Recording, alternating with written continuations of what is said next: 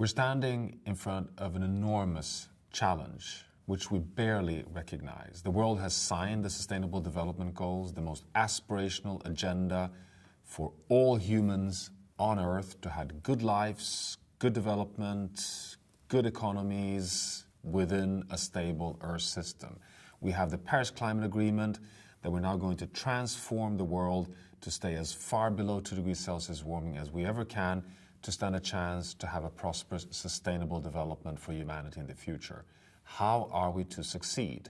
What agenda is this? Is the agenda that allows us to continue largely doing better gradually as we have been trying to do over the past decades? Or is it rather a transformative agenda, something that fundamentally changes both how the economy and our behaviors and how development operates? Here I'd like to make the case that we are way beyond the incremental journey. In fact, up until very recently, we had the Millennium Development Goals. We were to halve poverty in the world. This agenda was very important, it was successful, and it was, in all honesty, an incremental journey. It could still occur within efforts of focusing in on one element of our challenge, namely to, as fast as possible, halve poverty in the world. A fundamental and so important accomplishment for sustainable development. But now we're facing a much wider agenda. We're facing the challenge of securing wealth and human well-being for the long term on a stable planet. This will require nothing less than so dramatic changes that we will need a new narrative, a new storyline that lays out what is the journey we want to see for all of us on planet Earth. And we don't have that narrative.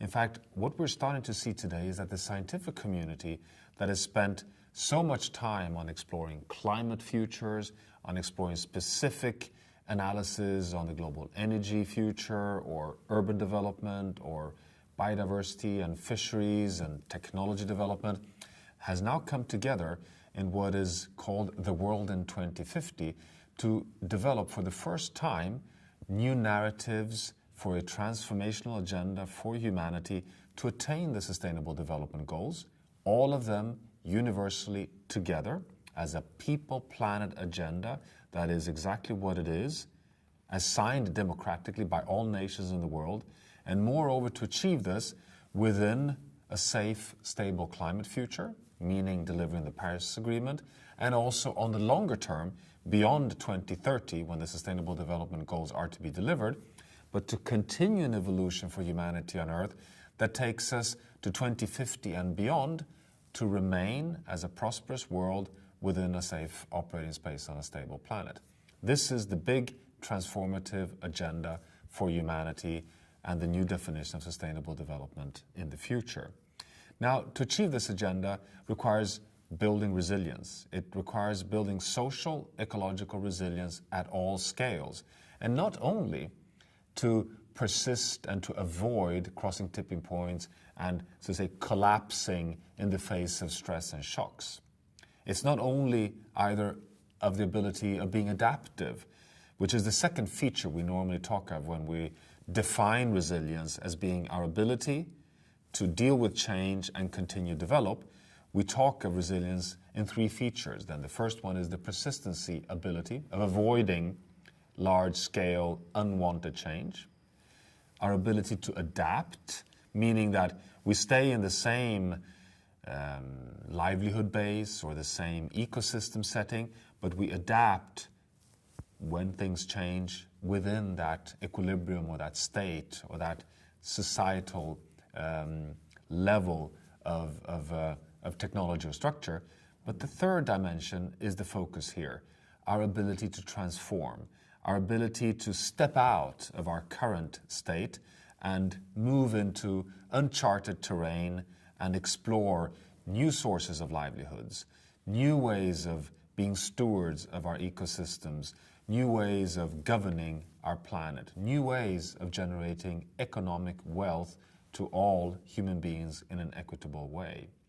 Now, I'll give you one example why we need this new transformative thinking and why we need a new narrative. take the Paris Climate Agreement. We have agreed, legally binding at the global level, to keep global warming under 2 degrees Celsius. We are already at 1.1 degrees Celsius. We're actually committed to almost 1.5 degrees Celsius. We're starting to see the massive costs that this entail. 2017 was a record. Just the hurricanes Irma, Maria, and Harvey hitting North and Latin America cost the societies impacted $300 billion US dollars.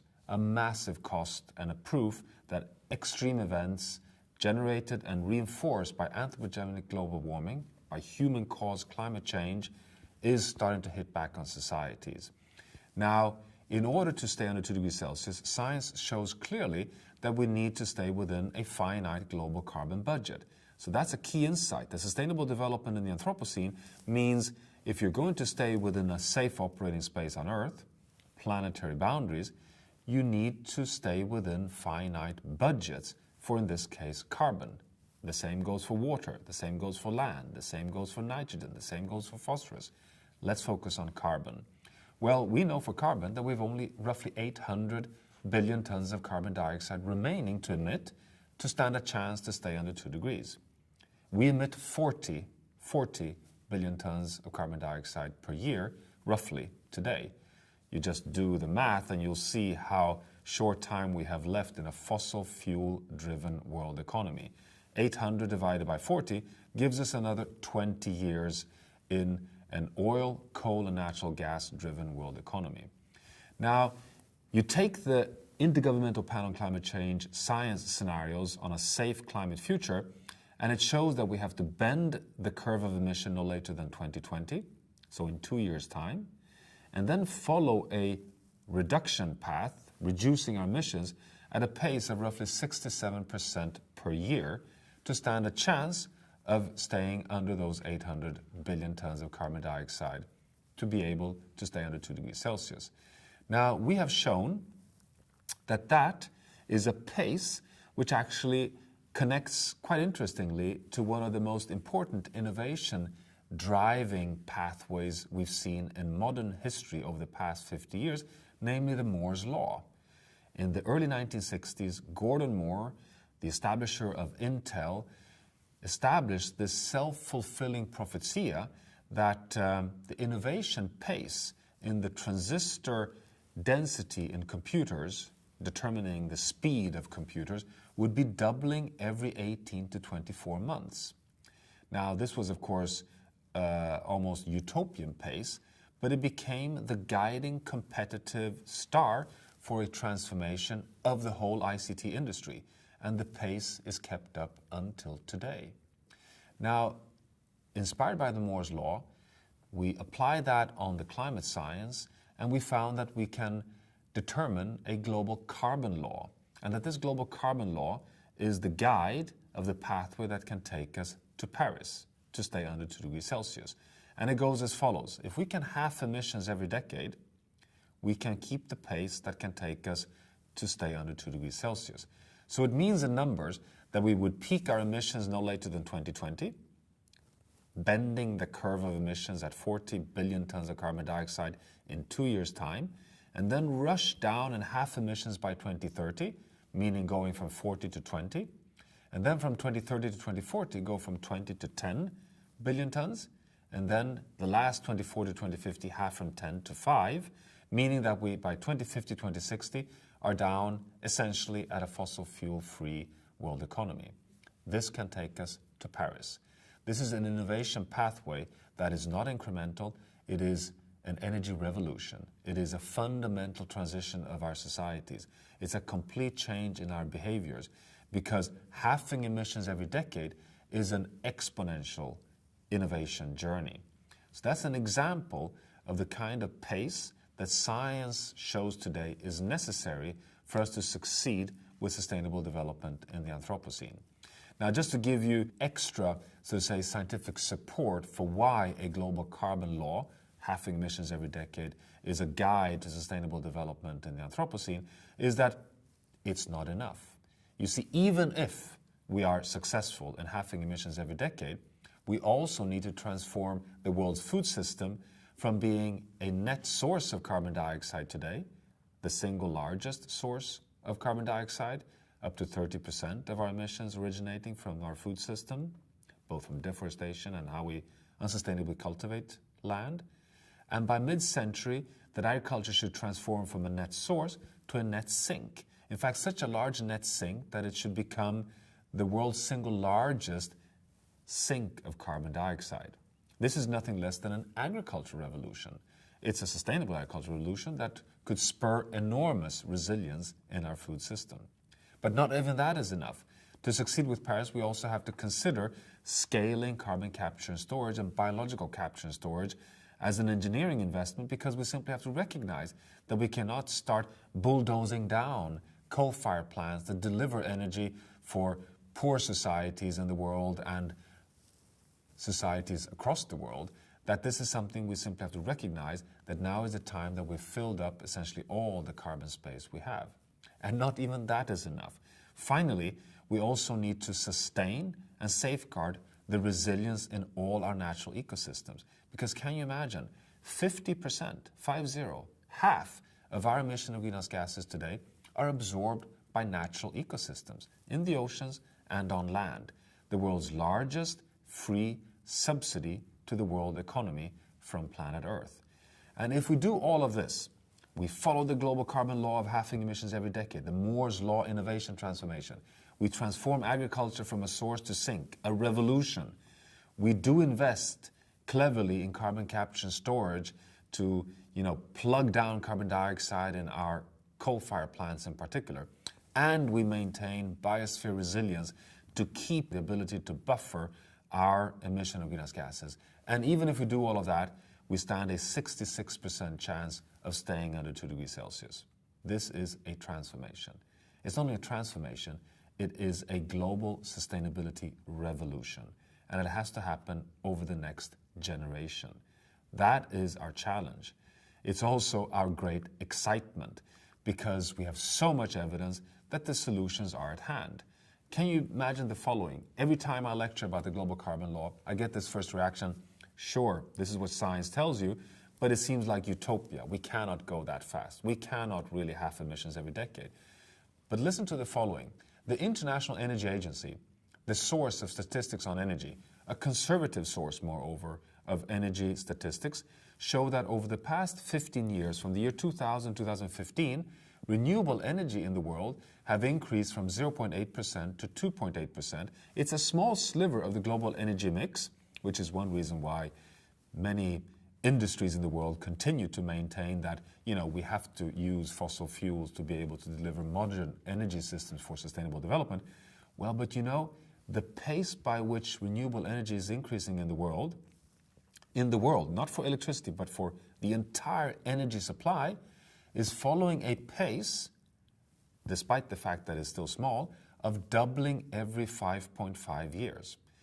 And when you double something every 5.5 years, you are on an exponential journey. You're in the beginning of the journey, but everyone knows when you're, launching a new product like the mobile phone, or starting to do a new idea like the Tesla and electrifying mobility, in the beginning, it goes fast, but you cannot really see it in the curve. But can you imagine if we just prolong our current pace of renewable energy development in the world, meaning we just continue business as usual, doubling every 5.5 years, we would actually have a completely fossil fuel-free world economy by the year 2045. Yes, you heard right. 2045. We're going faster than the global carbon law today, based on 15 years of development in the real world. So the magic is that if we take on this transformative thinking, if we can redefine the narrative so we can get a mind shift of reconnecting to the biosphere and enthusiastically seeing that the world 2.0, the desirable future for humanity, is as planetary stewards, is living within a safe operating space, is transforming to a decarbonized future, we can even look back and say, dear friends, we have entered the fourth industrial revolution. We are on a path that can take us actually in a transformation where we can succeed. The magic is to hold hands and really scale. Now, I could go through sector after sector, and it's the same story. The transition in the food sector must also go through a transformation, which is nothing less than a revolution, and it has to keep a pace where we succeed in one generation, and we have largely the solutions. We are moving in a world where we have 50 to 60% of world citizens in cities, and will soon be 75. What happens in our urban regions is, to a large extent, a determining factor whether we can succeed with, equitable, good quality lives for our co-citizens in the future. So we need a transformation to resilient, social, ecologically sustained urban environments that recycle nutrients, that are connected to rural areas in terms of food supply in ways that they're not like today, just exploiting in our ecosystems and then eutrophying and polluting downstream of the cities, but where we can have resilient-based cyclical systems in our cities. We need a demographic transition where we very likely have a challenge and need to simply ethically recognize that we will soon be up to 9 billion co-citizens, but we also need to transition the demographic curve so we can avoid becoming 10, 11 billion beyond 2050. And that we need to recognize the ethical right of every human being of having a good life, but also an endowment of natural capital within a safe operating space. We need a biodiversity transformation. We are in the 6th mass extinction of species in the world. The 6th one of them being when the dinosaurs disappeared on Earth 50 million years ago. This is the first mass extinction caused by another species, us humans. Now is the time for a transformation where there's a lot of scientific support to say we've entered an era where we must have zero loss of biodiversity. All the remaining natural habitats and species must be sustained, not for ethical reasons, but for our own human well-being's possibilities in the future. And finally, we clearly need an economic and a governance transformation. We need to start connecting all the scales, building on the polycentric governance opportunities with communities that can be clever stewards of their own local commons, all the way up to strengthen global governance with regulatory measures that gives equitable and sustainable opportunities for us to be stewards of all the systems in the world, from our oceans all the way to the financial system. So, some few asks in terms of the transformations for humanity in the future, but also increasingly a concrete agenda. And that this concrete agenda is exactly what the world's nations have asked from us as humanity, because this is what is embedded in the Sustainable Development Goals. This is what the General Assembly has agreed upon. This is a result of the world's largest democratic consultation ever held on planet Earth. It took 3 years for 196 countries to come to the people, planet agenda of the Sustainable Development Goals. Now we have it. It's the roadmap. It's time to implement. And transformations must be a guide in the way we now deliver sustainable development. So I hope this can inspire for discussions and exploring innovative pathways for a social, ecological, equitable future for humanity on Earth. Thank you very much.